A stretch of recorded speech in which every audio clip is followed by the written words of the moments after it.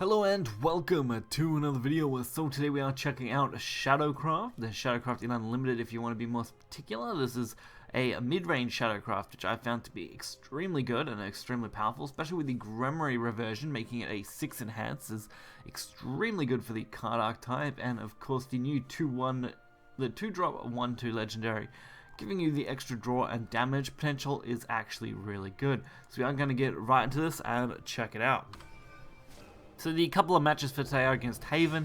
It seems to be that Haven, Rune, and Forest are still the 3 most popular Unlimited decks. No real surprise, honestly, as they are all really powerful, so no real shocker there.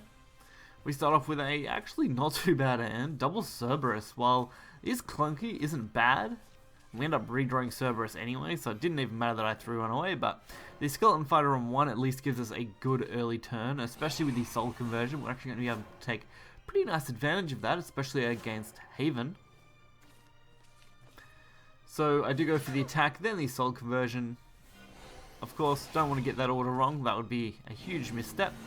But the Skull Beast, of course, filling up that gap pretty nicely.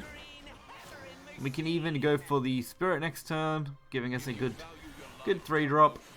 And keep away at damage for now until we can get the Cerberus Grimoire style plays coming down.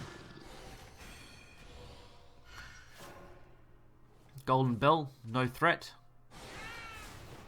I decided to go a little wide with this Grimoire here, just in case I'm not set up for Cerberus. I'd like to try and keep at least 2 followers on board, so that's why I did throw Grimoire, hoping that it would kind of be ignored, or if not ignored, deliberately targeted, so either or would be a good situation for us. That way this Cerberus should work well, and we end up getting another Grimoire anyway, so that's pretty advantageous for us. And this actually worked out fairly well. We can actually take this entire board this turn. And not leave us with a lot, but leave us with enough that threatens our opponent.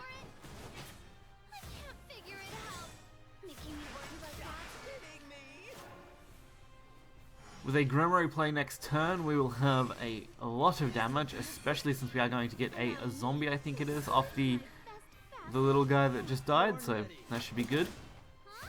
And the kill force is great. So with the Grimoire play and an Evo point, we can deal a absolute truck ton of damage here. Going for a nice 13 if we wanted. Oh, sorry, Evo can't work because of the Grimoire play, but we still get a pretty nice 11 out of that. I've always forget for some reason that I can't trigger Evo with Grimoire there. It's a little bit of a downside. But Grimoire is definitely a powerhouse of a card, especially since now that it's been reverted. The on 6 Grimoire following from the Cerberus into the Ector can be crazy. So you basically turn 5 through 7 set up with an amazing hand and deal absolutely crazy damage, or force your opponent to have to waste cards removing everything. Basically how Mid Shadow used to function, which is cool and great and all. This hand's a little clunky though, for the moment. That really did help though. The Skeleton Fighter and Soul Conversion are really nice. You should at least buy us some time.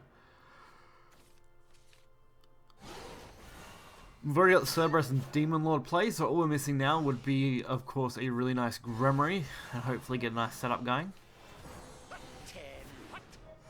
Haven Craft does typically go for Amulet Craft, and I will have a video of that coming up in a few days' time. We can now go for the Soul Conversion for extra draw. Decide to leave up the 1-2s here because they're probably not going to target them. Pretty much free value. Because if they do, of course, they will lose things. So it's an overall negative if they get rid of them. Looking for a good turn 4 play, and I don't really have a lot crazy here. The Lady Grey is definitely nice. I can take out the 1-3 while also regaining my skeleton.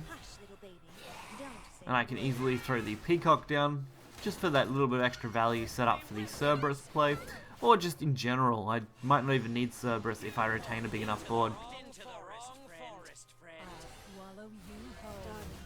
And it's good that we forced that trade there, because the amount of damage they had was pretty dangerous. They could have potentially dealt 9, 10 even, with that extra buff, so would have been half our health gone that turn, if it wasn't for our lady there.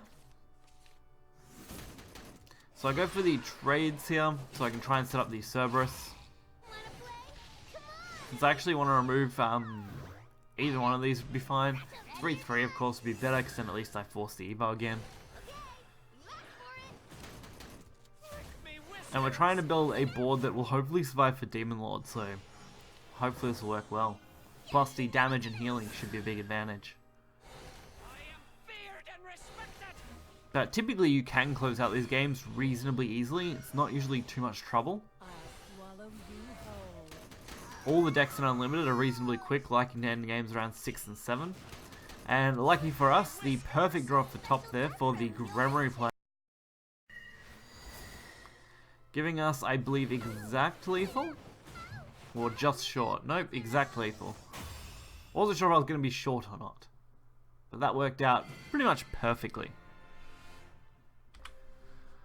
So we didn't get to use every crazy card in this deck, of course. I would have loved to have used Shadow Reaper, maybe even Soul Squasher, or even just the Demon Lord or Prince Catacomb combination, but overall you saw what the main idea of the deck is, and that's the important part. The main idea is just to build that board, slam a Cerberus down, slam a Gremory, then potentially go for Demon Lord if you can't clean out with Gremory. So it's very straightforward and very simple design.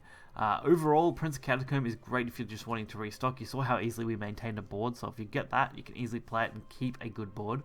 Other than that, the only other play would have been the Shadow Reaper, where you get the ambush, sack a back of followers into it, and then get it buffed right up, because that's a crazy one to get some value out of. Otherwise, you saw pretty much everything else that was important. So hopefully you guys did enjoy this video. If you did, hit the like button, subscribe. You'll find the deck list in the description below.